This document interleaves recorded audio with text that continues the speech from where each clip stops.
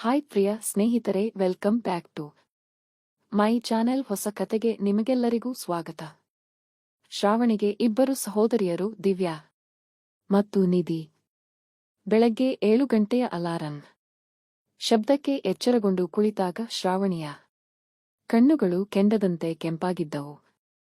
ರಾತ್ರಿ ಇಡೀ ಅರ್ಜುನ್ನೊಂದಿಗೆ ಜಗಳವಾಡಿ ನಿದ್ದೆಯೇ ಬರಲಿಲ್ಲ. ಕಣ್ಣು ತೆರೆದು ಪಕ್ಕದಲ್ಲಿ ಗಾಢ ನಿದ್ರೆಯಲ್ಲಿರುವ ಅರ್ಜುನ್ನ ಕಡೆ ಒಮ್ಮೆ ನೋಡಿದಳು. ಅವನು ಯಾವ ಆತಂಕವೂ ಇಲ್ಲದೆ ಮಲಗಿದ್ದ. ಶ್ರಾವಣಿ ಎಬ್ಬಿಸದೆ ರಾತ್ರಿಯ ಘಟನೆಗಳನ್ನು ಮನಸ್ಸಿನಲ್ಲಿ ತಿರುಗಿಸುತ್ತಾ ಸ್ವಲ್ಪ ನಗು ಬಂದವಳಂತೆ ಹೊರಗೆ ಬಂದಳು.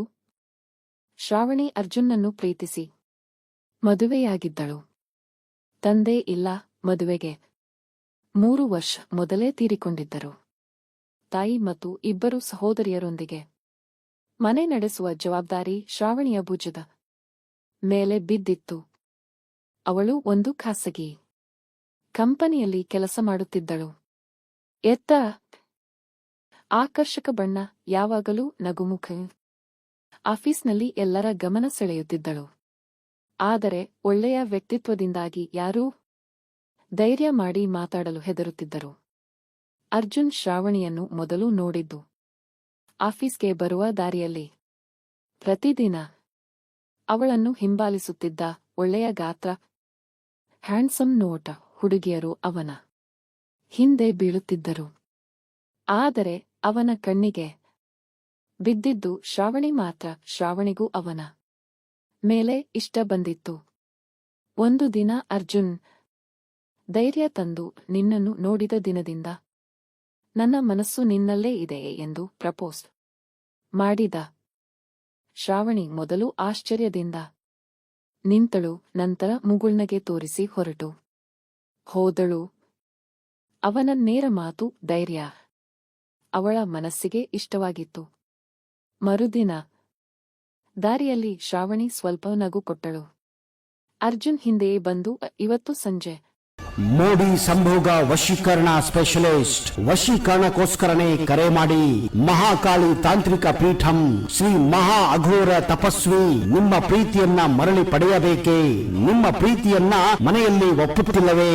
ನೀವು ಇಷ್ಟಪಟ್ಟ ವ್ಯಕ್ತಿ ನಿಮ್ಮಂತೆ ಆಗಬೇಕೇ? ಲವ್ ಮ್ಯಾರೇಜ್ ನಲ್ಲಿ ಕುಟುಂಬದಿಂದ ಕಿರಿಕಿರಿಯಾಗುತ್ತಿದೆಯೇ? ನಿಮ್ಮ ಪತಿ ಅಥವಾ ಪತ್ನಿಗೆ ಪರಸ್ತ್ರೀ ಸಹವಾಸ ಬಿಡಿಸಬೇಕೇ?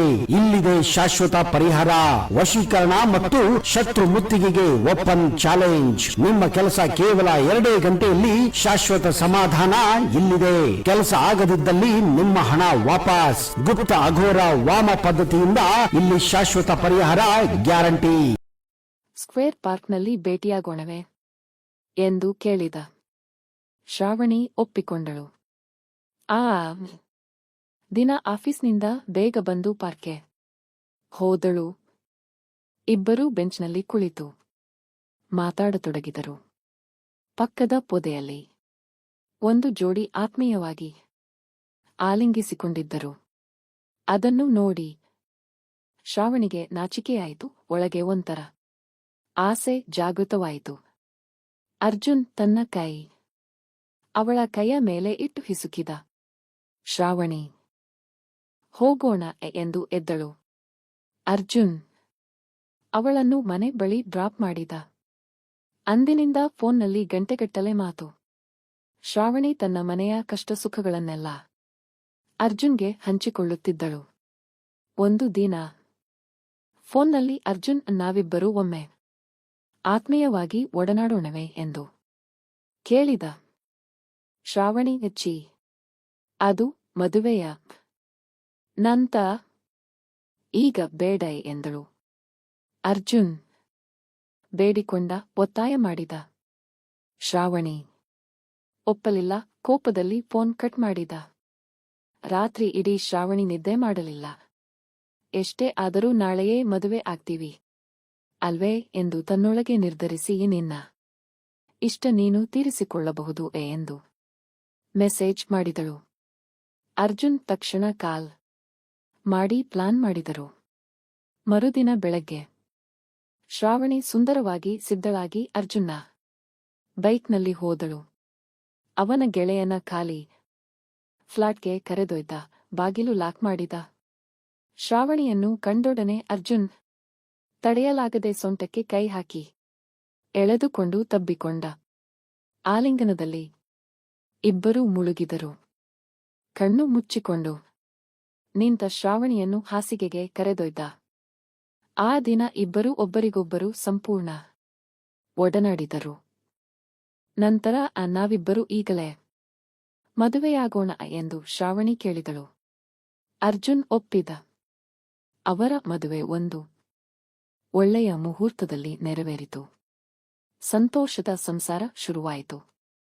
ಆದರೆ ಕೆಲವು ತಿಂಗಳುಗಳ ನಂತರ ಶ್ರಾವಣಿಯ ಸಹೋದರಿಯರು ದಿವ್ಯಾ ಮತ್ತು ನಿಧಿ ಅರ್ಜುನ್ನ ಆಕರ್ಷಣೆಗೆ ಬಲಿಯಾದರು. ಒಂದು ದಿನ ದಿವ್ಯಾ ಕಾಫಿ ಕೊಡುತ್ತಾ ಅರ್ಜುನ್ಗೆ ಕಣ್ಣಿಗೆ ಕಣ್ಣಿಟ್ಟು ನಗುತ್ತಾ ನಿಂತಳು. ಅರ್ಜುನ್ ಆಶ್ಚರ್ಯಪಟ್ಟ. ಮರುದಿನ ಮನೆಯಲ್ಲಿ ಯಾರೂ ಇಲ್ಲದ ಸಮಯ ನೋಡಿ ದಿವ್ಯಾ, ಅತ್ತಿಗೆ ಇಲ್ಲದಾಗ ಒಂದೇ ಒಂದು ಸಲ ನೀವು ನನ್ನೊಂದಿಗೆ ಸಮಯ ಕಳೆಯೋದಾದರೂ ಒಪ್ಪುತ್ತೀರಾ ಎಂದು ಕೇಳಿದಳು. ಅರ್ಜುನ್, ಏನು ಮಾತಾಡ್ತಾ ಇದ್ದೀಯಾ? ನಾನು ನಿನ್ನ ಅಕ್ಕನ ಗಂಡ ಎಂದು ಗದರಿದ.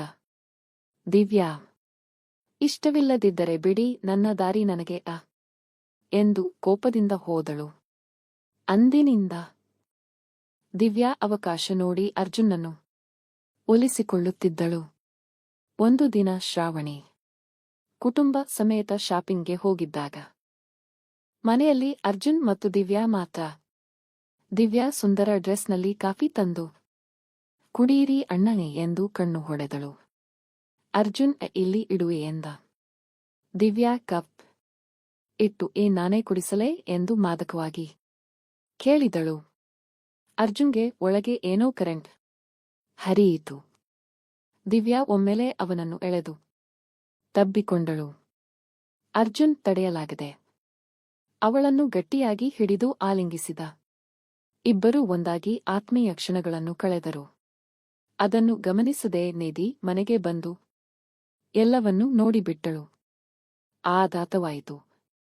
2 ದಿನಗಳ ನಂತರ ಅರ್ಜುನ್ ಒಬ್ಬನೇ ಇದ್ದಾಗ ನಿಧಿ ಬಂದು ನಿಮ್ಮ ಮತ್ತು ದಿವ್ಯಾನ ಗುಟ್ಟು ನನಗೆ ಗೊತ್ತು ಎಂದಳು. ಅರ್ಜುನ್ ದಿಗಿಲು. ನಿಧಿ, ನಾನು ಯಾರಿಗೂ ಹೇಳಲ್ಲ, ಆದರೆ ನನಗೂ ಅದೇ ರೀತಿ ಸಮಯ ಬೇಕು ಎಂದು ಬೇಡಿಕೆ ಇಟ್ಟಳು. ಅರ್ಜುನ್ ಬಾಯಿದ.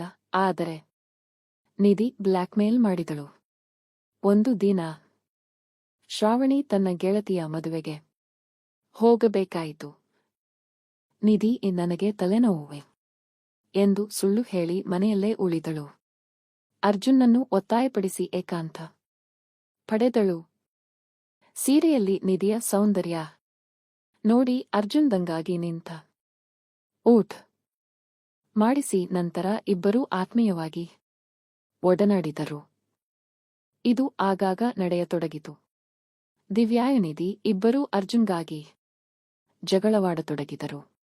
ಒಂದು ರಾತ್ರಿ ಶ್ರಾವಣಿ ಎದ್ದು ಕುಳಿತಾಗ ಮನೆಯೆಲ್ಲ ಶಾಂತವಾಗಿತ್ತು. ತಾನು ಕಂಡಿದ್ದೆಲ್ಲ ಕನಸು ಎಂದು ಅರಿವಾಯಿತು. ಗಾಬರಿಯಿಂದ ಬೆವೆತು ನಿಟ್ಟುಸಿರು ಬಿಟ್ಟಳು. ಗೆಳತಿ ಸೌಮ್ಯ ಹೇಳಿದ ಮಾತು ನೆನಪಾಯಿತು. ಎಲ್ಲರೂ ಒಟ್ಟಿಗೆ ಇದ್ದಾಗ ಪರಿಸ್ಥಿತಿ ಯಾವಾಗಲೂ ಬದಲಾಗಬಹುದು. ಪಶ್ಚಾತ್ತಾಪ ಬೇಡ. ಇನ್ನೂ ಸಮಯ ಇದ್ದಾಗ ದಿವ್ಯಾಯುನಿಧಿಗೆ ಒಳ್ಳೆ ಗಂಡು ಹುಡುಕಿ ಮದುವೆ ಮಾಡಿಸು. ಶ್ರಾವಣಿ ಆ ದಿನವೇ ನಿರ್ಧರಿಸಿದಳು. 2 ಸಹೋದರಿಯರಿಗೂ ಒಳ್ಳೆ ಸಂಬಂಧ ಬಂದು ಸಂತೋಷದ ಮದುವೆ ನಡೆಯಿತು. ಇದು ಇವತ್ತಿನ ಕತೆ. ಇಲ್ಲಿಗೆ ಮುಗಿಯಿತು. ಇದೊಂದು ಕತೆಯಷ್ಟೇ. ಕತೆ ಹೇಗಿತ್ತು ಅಂತ ಕಮೆಂಟ್ ಸೆಕ್ಷನ್ನಲ್ಲಿ ಹೇಳಿ.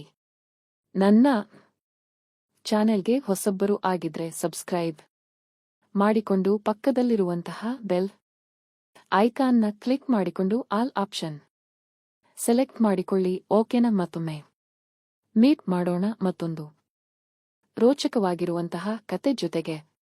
ಅಲ್ಲಿವರೆಗೂ ಬೈ ಬೈ. ಮೋಡಿ ಸಂಭೋಗ ವಶೀಕರಣ ಸ್ಪೆಷಲಿಸ್ಟ್. ವಶೀಕರಣಕ್ಕೋಸ್ಕರನೇ ಕರೆ ಮಾಡಿ. ಮಹಾಕಾಳಿ ತಾಂತ್ರಿಕ ಪೀಠಂ ಶ್ರೀ ಮಹಾ ಅಘೋರ ತಪಸ್ವಿ ನಿಮ್ಮ ಪ್ರೀತಿಯನ್ನ ಮರಳಿ ಪಡೆಯಬೇಕೇ? ನಿಮ್ಮ ಪ್ರೀತಿಯನ್ನ ಮನೆಯಲ್ಲಿ ಒಪ್ಪುತ್ತಿಲ್ಲವೇ?